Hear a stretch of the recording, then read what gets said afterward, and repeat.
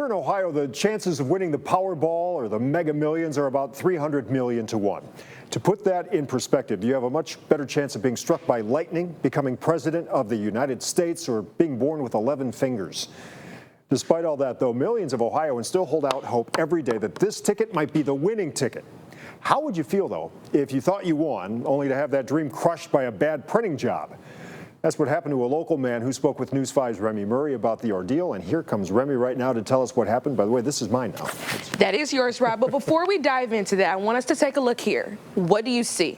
I see $29 and $5,000.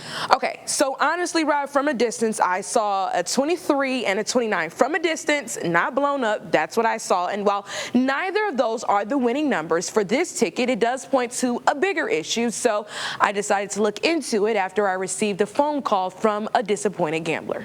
I feel like I've been tricked. James Lester tells me he spends a lot of time and money gambling. Like, I could show you my Ohio lottery app. There's never been a time where I thought I hit and I didn't hit. But after one bad experience, I quit playing Ohio lottery as of that day. Quit playing, will not play Ohio lottery again. This all comes after Lester says he purchased this $2 I'm Lucky and I Know It scratch-off ticket about 2 weeks ago and thought he won $5,000 once he saw the winning numbers.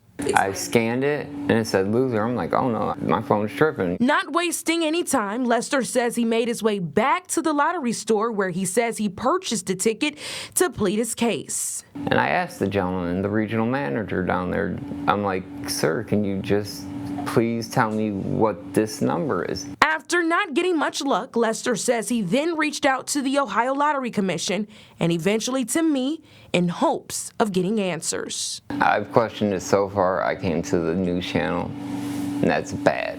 Once I emailed the Ohio Lottery Commission, they responded saying, quote, the Ohio Lottery Commission received a complaint in late October that the numbers on the ticket were difficult to read clearly. So we decided it was best to reprint with a font that was cleaner.